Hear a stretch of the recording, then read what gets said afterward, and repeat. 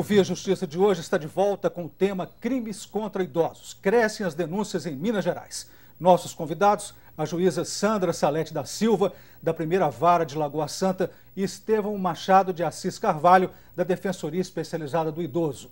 Vamos ver agora a opinião popular sobre a violência contra idosos. Por que os idosos sofrem tantas agressões como o abandono pelas famílias? Esta foi a pergunta. Reportagem em Belo Horizonte. As famílias não têm a paciência que deveria ter com o idoso, principalmente com um familiar, né? Uma pessoa da família. Então eles procuram, em vez de ficar com ele dentro de casa, dando trabalho, ele colocar no asilo, às vezes abandona. Eu acho que mais é questão de criação, que eles fizeram com os filhos deles. É a lei do retorno. É desamor, é incompreensão, é problema de bebida, droga, sei lá, é a vida que as pessoas levam hoje em dia. E eu acho que é falta de amor. Hoje em dia ninguém tem amor a nada. As pessoas hoje elas não têm muita paciência, não têm muito tempo, né? E não tem aquele carinho que eles merecem. Falta de respeito, falta de carinho, falta de compreensão. O jovem acha que não vai ficar velho um dia. Então acaba fazendo, não ficar velho não, acaba desrespeitando. Não tem aquele carinho, aquele amor. Sabe que um dia ele pode ser idoso também. Doutor Estevão, gostaria que o senhor comentasse a fala popular. Eu acho que eles estão certíssimos, assim. A gente vê realmente uma falta de carinho com o idoso da família, pelos familiares, e eu vejo também uma falta de preparo quanto aos cuidados desse idoso. Então a gente está falando aqui muito da atuação do judiciário, da atuação judicial com relação ao idoso, mas é importante também a gente falar de uma atuação preventiva, uma atuação social para evitar que essas questões cheguem ao Poder Judiciário também, que eu acho que é muito importante. Conflito familiar envolvendo idoso ou qualquer tipo de conflito familiar, no meu ponto de vista, se puder ser resolvido extrajudicialmente, é uma solução melhor, porque vai envolver os familiares, eles mesmos vão dar uma solução para isso. E a gente, na Defensoria, a gente tenta fazer isso. Muitas vezes a gente chama os familiares, conversa, tenta uma solução na própria Defensoria para evitar que esse conflito cresça. Mas está sendo fácil essa solução?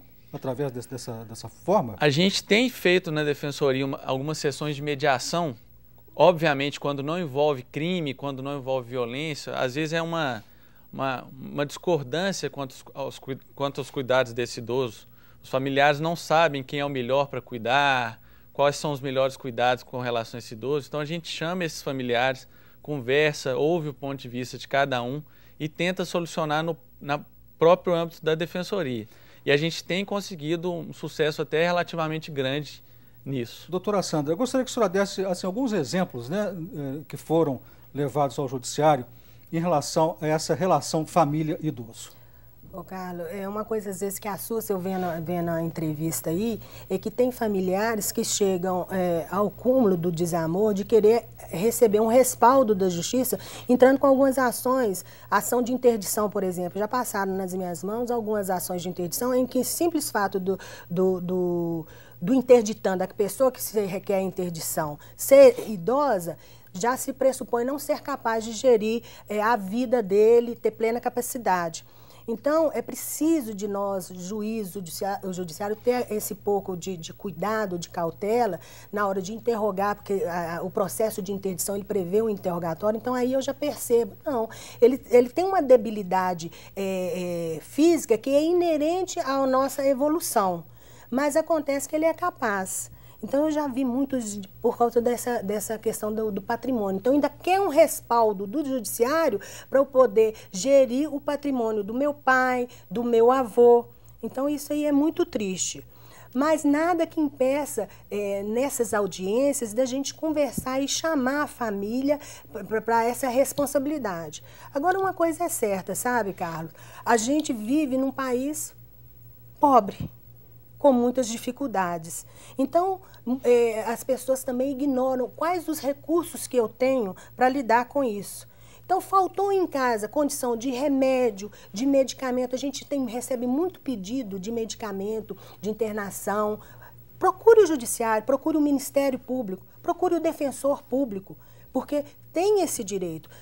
O Estatuto prevê, A sociedade, a família, a sociedade não deu conta, o Estado ele tem que entrar para suprir isso. E tem que buscar os mecanismos nessas políticas de atendimento.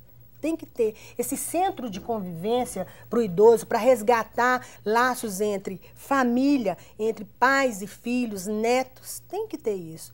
Quando se fizer e se aplicar da forma correta, nós vamos ver que vai melhorar bastante. Doutor Estevão, a gente sabe que no caso do abandono, isso afeta a autoestima do idoso, né? Gostaria que o senhor citasse casos lá da Defensoria em relação a isso. A gente vê casos assim, muito tristes lá na Defensoria. Por exemplo, um idoso que é internado por algum motivo, sofre um AVC ou tem algum motivo que o leva à internação, e muitas vezes ele recebe alta e não tem nenhum parente para buscar. Nenhum parente se apresenta para receber esse idoso, nenhum filho, nenhum neto. E a gente recebe a denúncia de que esse idoso já está com alta hospitalar e não tem ninguém para recebê-lo.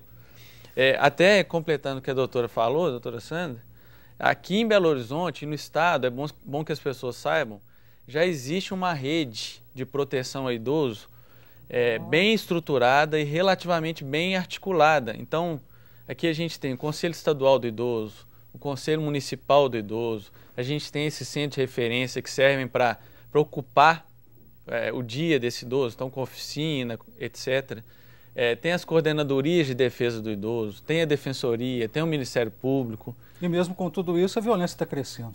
E isso aí tem que ser levado também às cidades pequenas, porque nos grandes polos fica fácil. Agora, em cidades pequenas, a gente não vê isso, não, direcionado para o idoso. Então, o Estado ele tem que entrar de uma forma mais forte em cima disso. Desses centros. Aqui em Belo Horizonte tem, na minha cidade, por exemplo, não tem centro de convivência. Qual que é a cidade da senhora? Lagoa Santa. Então, é necessário, não tem Conselho Municipal do Idoso. É necessário. Então, como a minha, muitas devem ter. É necessário que ocorra isso para a gente poder resgatar esses valores dos idosos, porque a parte psicológica realmente do idoso, ela fica muito fragilizada quando ele é abandonado. Lá, por exemplo, o judiciário, a gente, mesmo que não tenha, eu faço na minha comarca, eu visito centro, casa de idosos. Então, a gente chega lá, os idosos que estão lá, quando nos veem, abraçam. Você vê a carência, a necessidade que ele tem. Aí você pergunta, seu filho, tá? Não sei, não vem aqui. Esquece simplesmente que ele existe. O Via Justiça faz mais um intervalo. Voltamos em instantes com o bloco final do programa.